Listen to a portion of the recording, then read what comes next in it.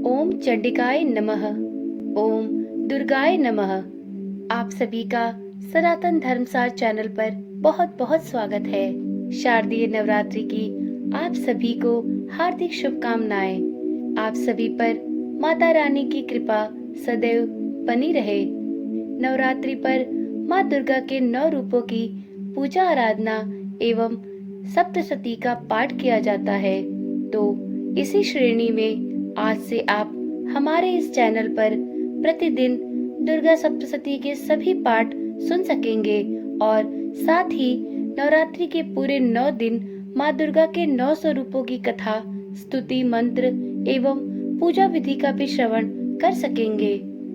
श्री दुर्गा सप्तशती यथा नाम सप्त अर्थात 7 एवं शती अर्थात 100 यानी 700 श्लोकों का एक ऐसा संग्रह जिसमें देवी रणचंडी की उपासना की गई है। श्री दुर्गा सप्तशती 700 श्लोकों का एक संग्रह है। उन 700 श्लोकों को 13 अध्यायों में बांटकर एक देवी उपासना का ग्रंथ बनाया गया है, जिसका पाठ करने से सभी प्रकार के दुख दर्द और जीवन की सभी परेशानियां दूर होती है। नवरात्रि की कालावधि में देवी पूजन के साथ उपासना स्वरूप देवी के श्रोत, सहस्त्र नाम, देवी महात्म्य इत्यादि के यथाशक्ति पाठ किए जाते हैं। श्री दुर्गा जी का एक नाम चंडी भी है। मार्कंडेय पुराण में इसी देवी चंडी का महात्म्य बताया गया है। इसमें देवी के विविध रूपों एवं पराक्रमों का विस्तार से वर्णन किया गया है। सुख, लाभ, विजय इत्यादि कामनाओं की पूर्ति के लिए श्री सप्तशती पाठ करने का महत्व बताया जाता है। शारदीय नवरात्र में श्री दुर्गा सप्तशती का पाठ विशेष रूप से फलदायी माना जाता है। दुर्गा सप्तशती का पाठ प्रारंभ करने के पूर्व यह जानना अत्यंत आवश्यक हो जाता है कि नवरात्रि के कौन से दिन श्री दुर्गा सप्तशती के कौन कौन से पाठ पढ़ने चाहिए। नवरात्रि के पहले दिन श्री दुर्गा सप्तशती का पहला अध्याय, दूसरे दिन दूसरा एवं तीसरा अध्याय, तीसरे दिन चौथा अध्याय, चौथे दिन पांचवा, छठा, सातवां एवं आठवां अध्याय, पांचवें दिन 9वां एवं 10वां अध्याय, छठे दिन 11वां अध्याय, सातवें दिन 12वां और 13वां अध्याय पढ़ना अथवा सुनना चाहिए। दुर्गा सप्तशती का पाठ प्रारंभ करने से पहले अर्गला और कीलक श्लोक पढ़े और सुने जाते हैं और श्री दुर्गा सप्तशती के 13वें अध्याय को समाप्त करने पर सबसे अंत में देवी सूक्त, देवी कवच और श्री सूक्तम पाठ पढ़ा और सुना जाना चाहिए। तो आज प्रारंभ करते हैं श्री दुर्गा सप्तशती का प्रथम अध्याय। प्रथम अध्याय को प्रारंभ करने से पहले श्री गणेश भगवान का हृदय से नमन करते हुए अध्याय का प्रारंभ करते हैं। ओम श्री गणेशाय नमो नमः। ओम चंडिकाय नमो नमः। ओम दुर्गाय नमो नमः।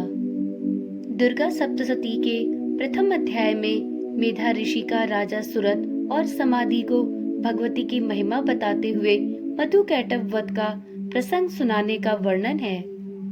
महर्षि मार्कंडेय जी बोले, सूर्य के पुत्र सावर्णी की उत्पत्ति की कथा विस्तार पूर्वक कहता हूँ, सुनो। सावर्णी महामाया की कृपा से जिस प्रकार मनवंतर के स्वामी हुए, उसका हाल भी सुनो। पहले सरोचिस नामक मनवंतर में चैत्रवंशी सुरत नाम के एक राजा थे। सारी पृथ्वी पर उनका राज्य था। वह प्रजा को अपने पुत्र के समान मानते थे, तो भी कोलाधिवंशी राजा उनके शत्रु बन बैठे। दुष्टों को दंड देने वाले राजा सुरत की उनके साथ लड़ाई हुई। कोलावित वंशियों की संख्या में कम होने के बाद भी राजा सुरत युद्ध में उनसे हार गए। तब वह अपने नगर में आ गए। केवल अपने देश का राज्य ही उनके पास रह गया और वह उसी देश के राजा होकर राज्य करने लगे। किंतु उनके शत्रुओं ने उन पर वहां पर भी आक्रमण किए।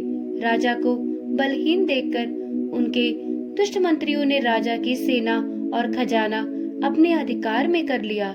राजा सूरत अपने राज्य अधिकार को हार कर शिकार खेलने के बहाने घोड़े पर सवार होकर वहां से एक भयंकर वन की ओर चले गए। उस वन में उन्होंने महर्षि मेघा का आश्रम देखा। वहां महर्षि मेघा अपने शिष्यों तथा मुनियों से सुशोभित बैठे हुए थे और वहां कितने ही हिंसक जीव परम शांति भाव से रहा करते थे। राजा सूरत ने महर्षि मेघा को प्रणाम किया और महर्षि ने भी उनका उचित सत्कार किया। राजा सूरत महर्षि के आश्रम में कुछ समय तक ठहरे।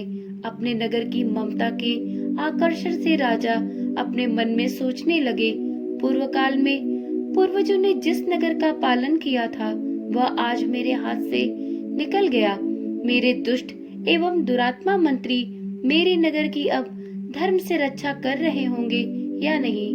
मेरे प्रधान हाथी जो कि सदा मत की वर्षा करने वाला और शूरवीर था, मेरे शत्रुओं के वश में होकर न जाने क्या दुख भोग रहा होगा।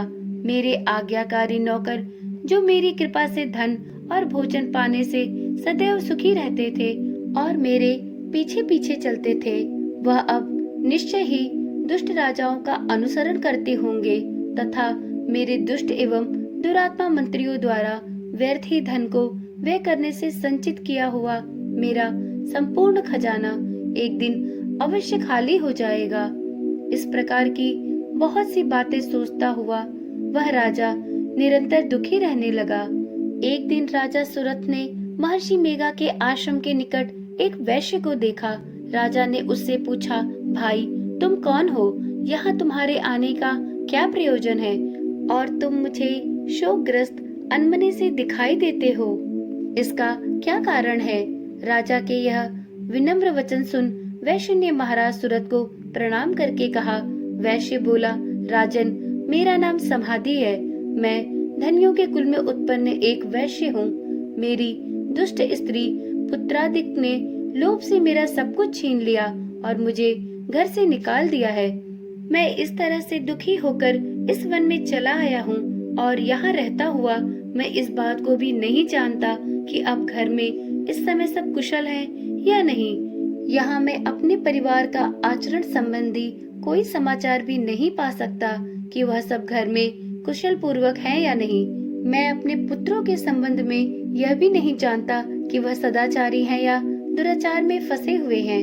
राजा बोले, जिस धन के लोभी स्त्री पुत्रों ने तुम्हें घर से निकाल दिया, फिर भी तुम्हारा चित्त उनसे क्यों प्रेम करता है? वैश्य ने कहा, मेरे विषय में आपका ऐसा कहना उचित है, किंतु मेरा मन इतना कठोर नहीं है। यद्यपि उन्होंने धन के लोभ में पड़कर पितृ स्नेह को त्याग कर मुझे घर से निकाल दिया है, तभी भी मेरे मन में उनके लिए कोई कठोरता नहीं। हे महामते, मेरा मन फिर भी उनमें ही क्यों फंसा रह रहा है? इस बात को जानता हुआ भी मैं नहीं जान सकता। मेरा चित्त उनके लिए ही दुखी है। मैं उनके लिए लंबी लंबी सांसें ले रहा हूँ, परंतु उन लोगों में मेरे लिए प्रेम नाम मात्र भी नहीं है। फिर भी ऐसे निःस्नेहियों के लिए मेरा हृदय कठोर नहीं होता। महर्षि मार्कंडेय जी ने कहा, हे ब्राह्मण। इसके पश्चात महाराज सूरत और वह वैश्य दोनों महर्षि मेघा के समीप गए और उनके साथ यथा योग्य न्याय संभाषण करके दोनों ने वार्ता आरंभ की। राजा बोले, हे भगवान, मैं आपसे एक बात पूछना चाहता हूँ, सो आप कृपा करके मुझे बताएं। मेरा मन मेरे अधीन नहीं है, इससे मैं बहुत दुखी हूँ। राज्य धनादि की चिंता अभी तक मुझे बनी हुई है और मेरी यह ममता अज्ञानियों की तरह बढ़ती ही जा रही है।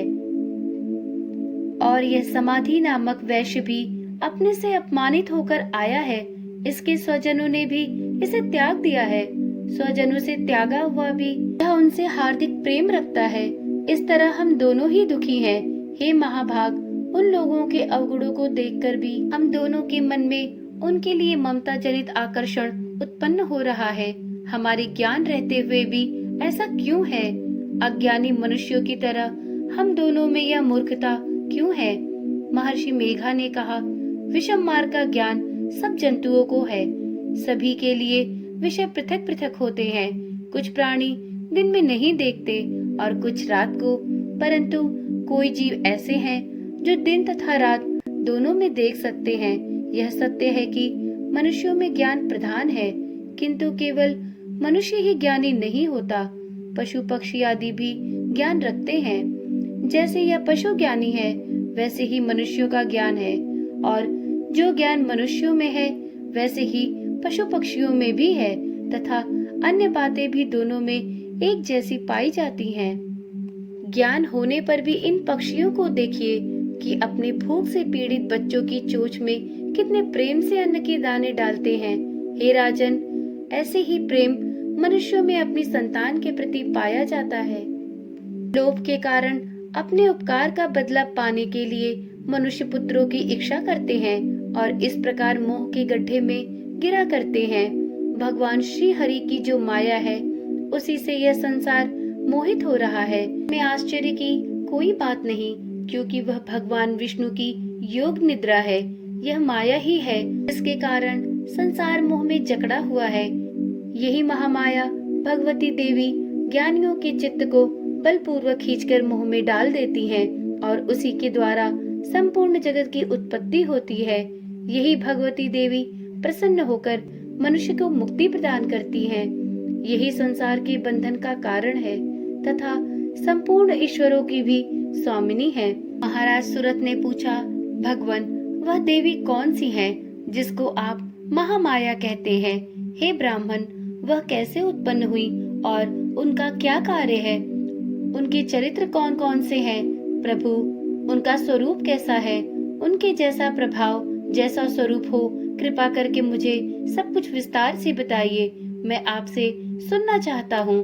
महर्षि मेघा बोले, राजन, वह देवी तो नित्य स्वरूपा हैं। उनके द्वारा यह संसार रचा गया है, तब भी उनकी उत्पत्ति अनेक प्रकार से होती है। वह सब आप मुझसे सुनिए। वह देवताओं का कार्य सिद्ध करने के लिए प्रकट होती हैं और उस समय वह उत्पन्न हुई कहलाती हैं। संसार को जलमग्न करके जब भगवान विष्णु योग निद्रा का आश्रय लेकर अपनी शेष सैया पर सो रहे थे, तब मधुकैटभ नाम के 2 असुर उनके कानों के मैल से प्रकट हुए और वह श्री ब्रह्मा जी को मारने के लिए तैयार हो गए।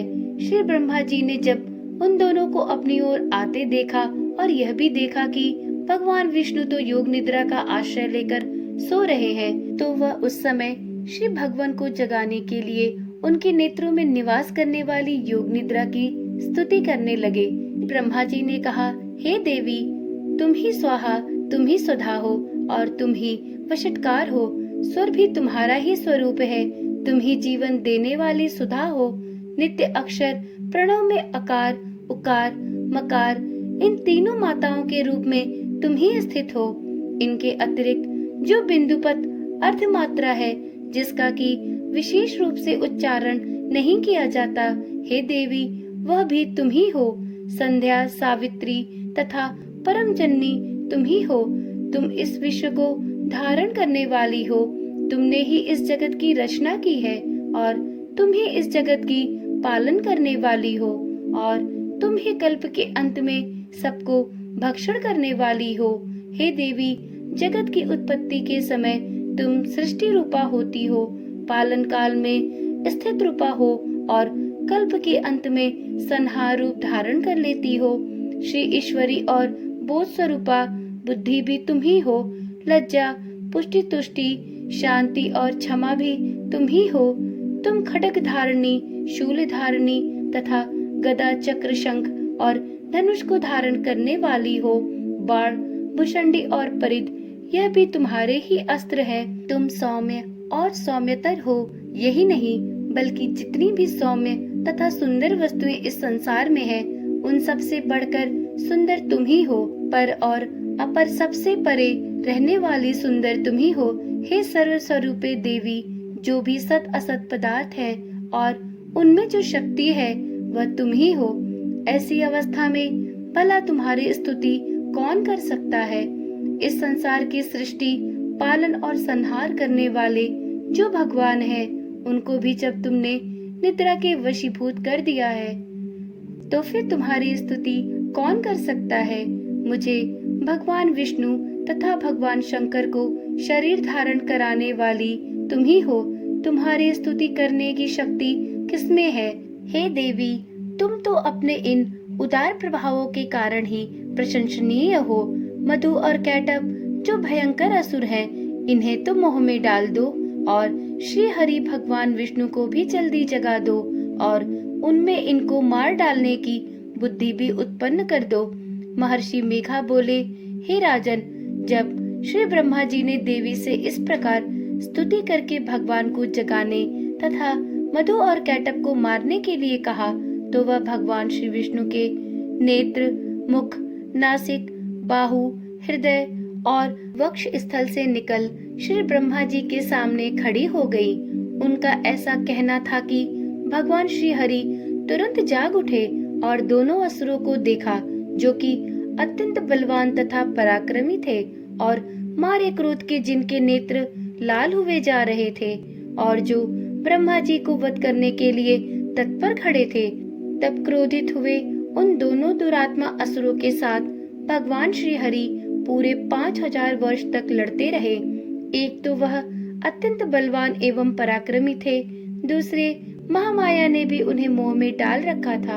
अतः वह भी भगवान से कहने लगे, हम दोनों तुम्हारी वीरता से अत्यंत प्रसन्न हैं, तुम हमसे कोई वर मांगो।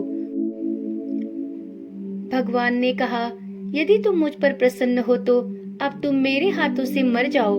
बस इतना सा ही वर मैं तुमसे मांगता हूँ। यहाँ दूसरे वर से क्या प्रयोजन है? महर्षि मेघा बोले, इस तरह से जब वह धोखे में आ गए और अपने चारों ओर जल ही जल देखा, तो भगवान श्री हरि से कहने लगे, जहाँ पर जल न हो, सूखी जमीन हो, उसी जगह हमारा वध कीजिए। महर्षि मेघा कहते हैं, तथास्तु कहकर भगवान श्री हरि ने उन दोनों को अपनी जांघ पर लिटाकर उन दोनों के सिर काट डाले। इस तरह ये देवी श्री ब्रह्मा जी की स्तुति करने पर प्रकट हुई थी।